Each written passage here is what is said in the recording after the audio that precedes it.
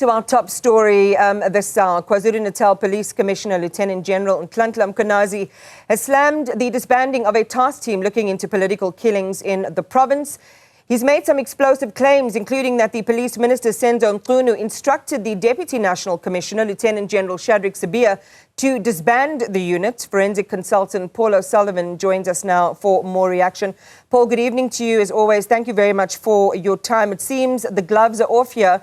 What were you thinking when you were listening to that news conference and the evidence that Mkhwanazi says he has that backs up the claims that he made today? Yes, I think we need to go behind what Mkhwanazi has stated. Let's go back to the year 2012.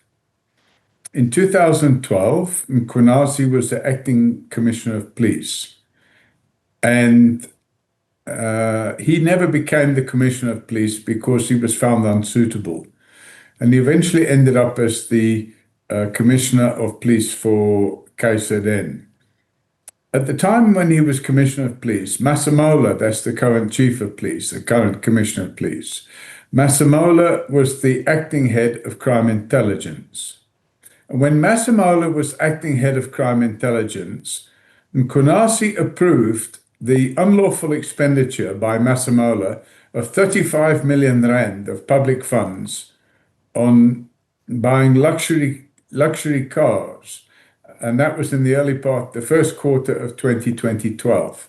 Now, if we bring it a little bit further forward, both Mkhwanazi and Masemola joined a police supplier on an overseas trip, and the pair of them came back with what do you call it? Louis Vuitton.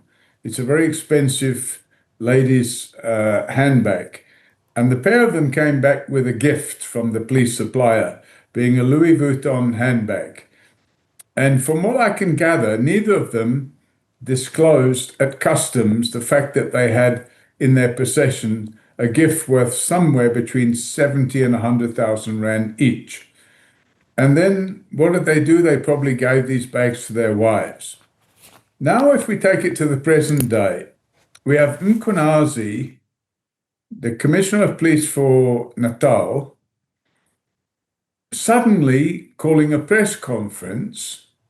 And in that press conference, he dishes the Minister of Police. And he makes a lot of allegations in that press conference. And although he only made those allegations at midday today, I've had an opportunity to go through them. And some of them, the ones that I have been able to go through and ascertain, I'm satisfied that they're false allegations, which means Mkhwanazi is on a mission of his own. Well, then the question is he on a mission of his own? All right. Or is Masemola part of that mission? Because Masemola is the Commissioner of Police. So the question is, did Mkhwanazi get permission from Masemola to hold a media conference where he slated the Minister of Police and other senior personnel in the police? All right. Or did he act on his own? And I think the investigation needs to discover who was behind his press conference today. And it also needs to discover why he was dressed in combat uniform. He's a police official. He's the head of KZN Provincial Police. He's not a task force member. So why was he wearing task force uniform? And why was he having task force members on both sides of him? It's almost like he's challenging who? The government? He's challenging the police? Who is he challenging? And he's setting out all these people around him. If you have a look at the pictures, it's very, very clear. He's surrounded by people with R5 weapons, and they're all wearing masks, so we can't see who they are. Okay, Paul, I must come in there. It looks dangerously suspicious, and it looks dangerously like he's threatening a coup. All right. Paul, let's go into you saying you went through, well, this looks, as you say, this is, in a sense, a show of force, is what you're saying in terms of the way the optics are. I can't hear you. I beg your pardon, Paul, you can't hear me? I didn't hear what you said. You just need to speak up a bit. All right, I'll get the team just to make sure that you've got me in your ear. I can hear you now. I can hear you now. All right, Paul.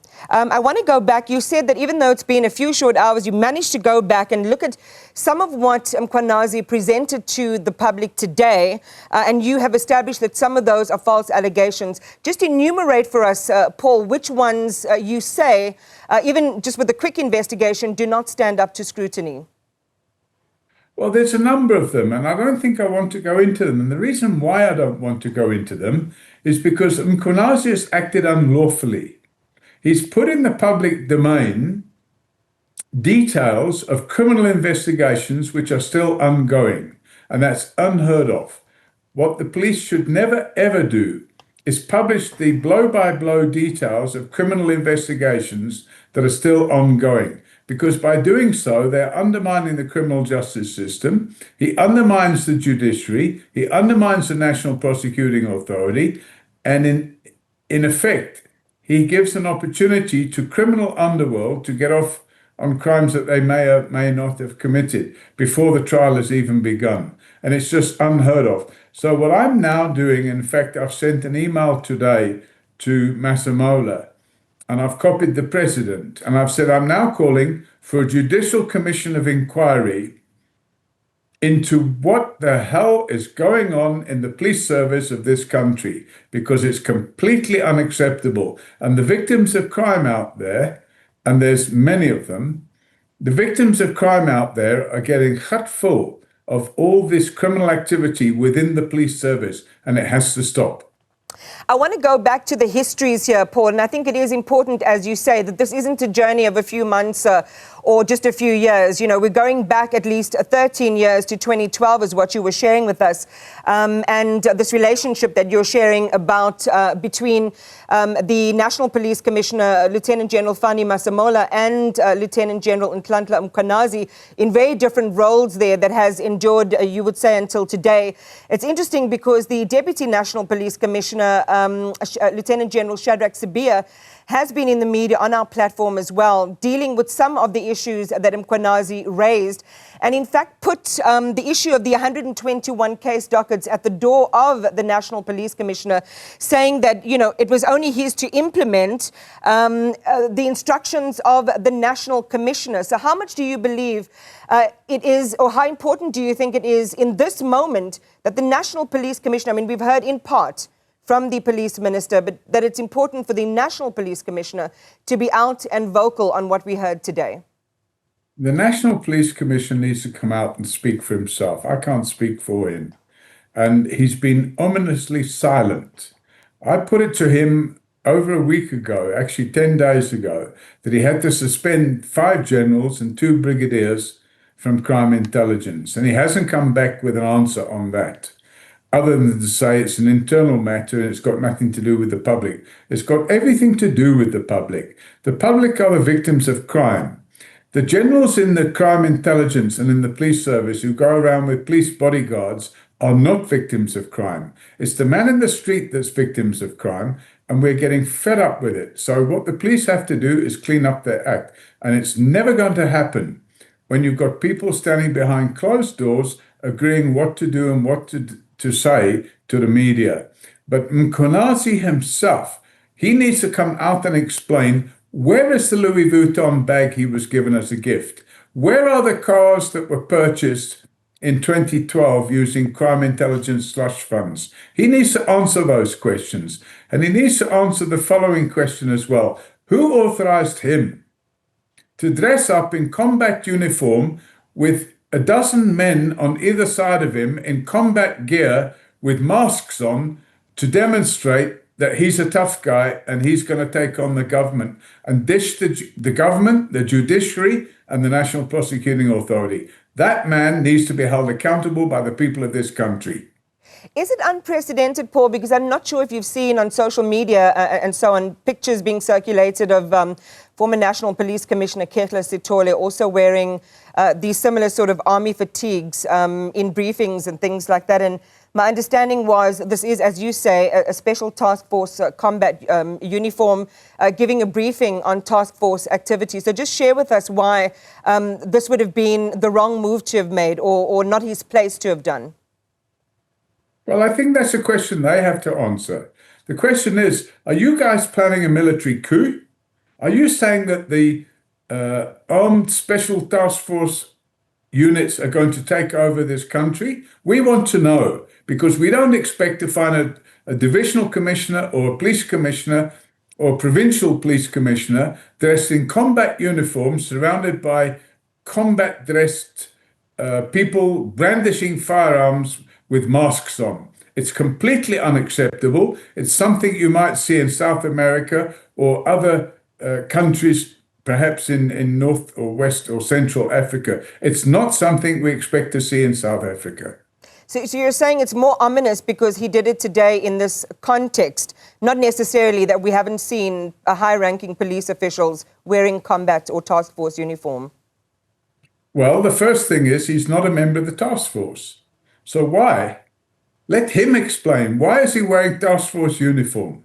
Why did he have 6 men on either side of him wearing task force uniform with masks on and brandishing firearms? It was a media presentation. So what, was he afraid of the media? What did he think would happen to him at that conference? How much did it cost the taxpayer for him to be standing there? And by the way, he had pretty much the whole of the KZN Provincial Police Service there with him. So they were all there on a Sunday. He calls his impromptu press conference and he lies to the media. And we need to get to the bottom of it. But I can tell you, he's triggered something which may just be the end of his life in the police service. Just tell us more on that point, Paul. What do you mean?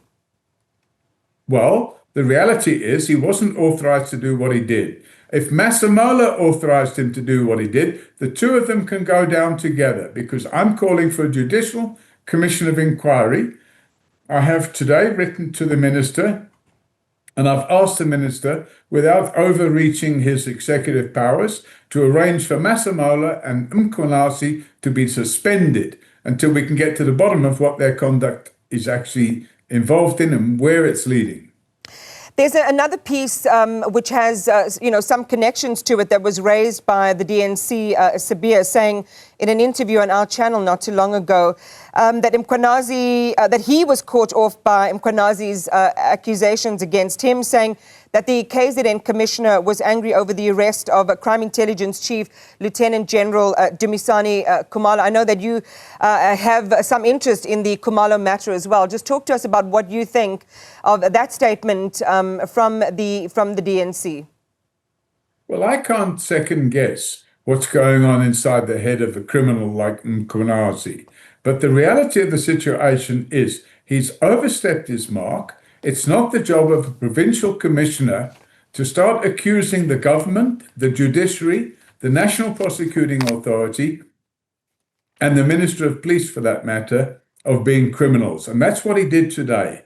And I want to see that man fall, and the sooner the better. Paul O'Sullivan, thanks for talking to us this evening. Appreciate your time. We'll continue to gauge reaction on today's news conference by the Provincial Police Commissioner in KwaZulu-Natal.